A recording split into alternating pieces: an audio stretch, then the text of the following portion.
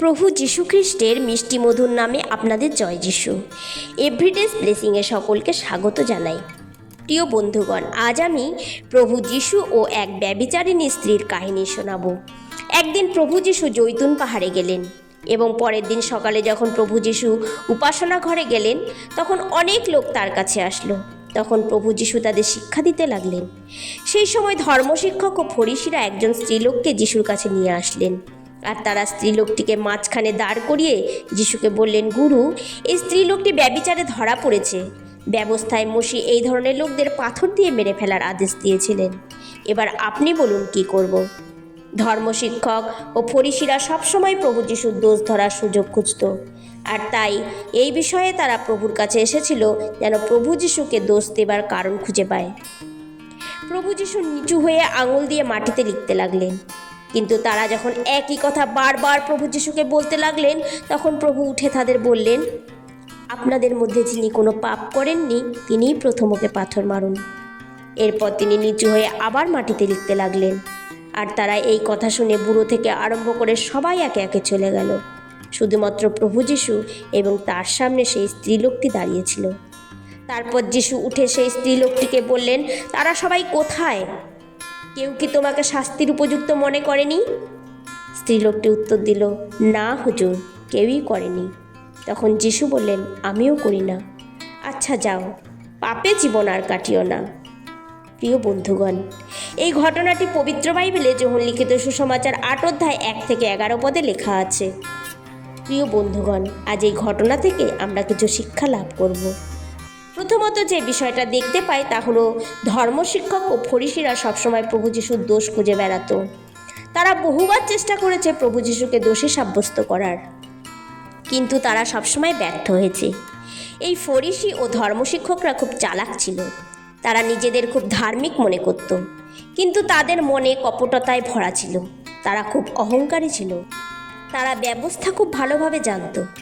যেহেতু তারা প্রভু যিশুর দোষ খুঁজে বেড়াতো, তাই সেদিন সেই ব্যভিচারী স্ত্রীকে সকলের সামনে নিয়ে এসেছিল প্রভু যিশুকে দোষী করার জন্য, এবং বলেছিলেন এই স্ত্রী ব্যভিচারে ধরা পড়েছে, মোশির ব্যবস্থা অনুসারে তাকে পাথর দিয়ে মারা উচিত। আমরা কি করব? তারা ভালোভাবে জানত যে প্রভু যিশু ছিল জিহুদি হয়ে প্রভু যদি বলতেন ঠিক আছে তাকে মেরে ফেলো, তাহলে তা রোমীয় শাসকদের বিরুদ্ধে অন্যায় করা হবে। আর যদি প্রভু বলতেন তাকে ছেড়ে দাও, তাহলে তারা প্রভু যিশুকে ব্যবস্থা লঙ্ঘন করার জন্য দোষী করত। কিন্তু প্রভু যিশু তাদের অন্তরের কথা বুঝতে পেরেছিলেন। তাই প্রভু যিশু তাদের বললেন, তোমাদের মধ্যে যে পাপ করেনি সে আগে পাথর মারুক। সেদিন প্রভু যিশু তাদের উপযুক্ত জবাব দিয়েছিলেন। এর দ্বারা প্রভু যিশু তাদের এটাও দেখালেন যে কেউ ধার্মিক নয়, ভুল সবার মধ্যে থাকে। কিন্তু তারা সেই স্ত্রীলোককে সকলের সামনে দাঁড় করিয়ে তাকে কতই না লজ্জিত করছে, তার বদনাম করছে। চাইলে তারা সেই স্ত্রীকে আলাদা করে বোঝাতে পারত, তারা সকলের সামনে তার বদনাম না করে। কিন্তু তারা সেই স্ত্রীলোককে বদনাম করার জন্যই তাকে সকলের সামনে দাঁড় করিয়েছিল। প্রিয় বন্ধুগণ, যদি আমরা কোনো ভাই বা বোনকে দেখি যে সে পাপে জীবনযাপন করছে, তাহলে তাকে সবার সামনে বদনাম না করে যেন আলাদা করে বোঝাই। কারণ বাইবেল বলে যদি কেউ পাপ করে তাহলে তাকে একলা বোঝাতে হবে। যদি সে না শোনে, পাপ থেকে মন না ফিরায়, তাহলে 2-3 জন সাক্ষীর সামনে তাকে বোঝাতে হবে। যদি তাও না শোনে, তাহলে মণ্ডলীতে বলতে হবে। প্রিয় বন্ধুরা, অনেক লোক আছে যারা ছোটোখাটো বিষয় নিয়ে ঈশ্বরের লোকদের বদনাম করে, তাদের দোষী করে। কিন্তু প্রিয় বন্ধু, আপনি যদি একজন ঈশ্বরের সন্তান হয়ে থাকেন, তাহলে কাউকে অপমানিত বা বদনাম করবেন না।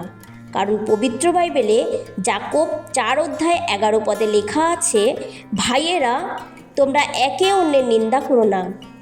যে কেউ ভাইয়ের বিরুদ্ধে কথা বলে বা ভাইয়ের দোষ খুঁজে বেড়ায়, সে আইন কানুনের বিরুদ্ধে কথা বলে এবং আইন কানুনের দোষ খুঁজে বেড়ায়। যদি তুমি আইন কানুনের দোষ খুঁজে বেড়াও, তবে তো তুমি তা পালন করছো না, বরং তার বিচার করছো। তাই আমরা যেন কারোর বদনাম না করি। দ্বিতীয়ত, প্রভু যখন বললেন তোমাদের মধ্যে যে পাপ করেনি সে আগে পাথর মারুক। তখন কেউ তাকে পাথর মারেনি, কারণ এমন কেউ নেই যে পাপ করেনি। সবাই পাপী আর সবাই দোষী। তাই প্রভু নিজের বিচার নিজের করার জন্য এই কথা বললেন। কাউকে দোষ দেবার অধিকার আমাদের নেই। কাউকে দোষী সাব্যস্ত করার আগে যেন আমরাও নিজেদের বিষয়ে ভাবি। প্রিয় বন্ধুগণ, যখন আমরা দেখি যে সেদিন কেউ সেই স্ত্রীকে পাথর মারেনি, সবাই চলে গেছিল, আর প্রভু যখন দেখলেন সবাই চলে গেছে, কেউ তাকে দোষী করল না, তখন প্রভুও তাকে ক্ষমা করে দিলেন। প্রভু যিশু চাইলে তাকে শাস্তি দিতে পারতেন, কিন্তু তিনি তা করেননি। তিনি তাকে ক্ষমা করলেন। প্রভু যিশু শাস্তি দিতে এই পৃথিবীতে আসেননি। তিনি মানুষকে পাপ থেকে মন ফিরাতে এসেছিলেন। প্রভু যিশু তাকে ভালোবেসে তাকে ক্ষমা করে তার হৃদয় পরিবর্তন করলেন। সেদিন অনেক লোক ছিল তাকে দোষী করার জন্য, কিন্তু ক্ষমা করার জন্য শুধুমাত্র প্রভু যিশু ছিলেন। প্রিয় বন্ধুগণ, আমরা যেন ক্ষমা করতে শিখি। ক্ষমা মানুষের জীবনকে বদলাতে পারে।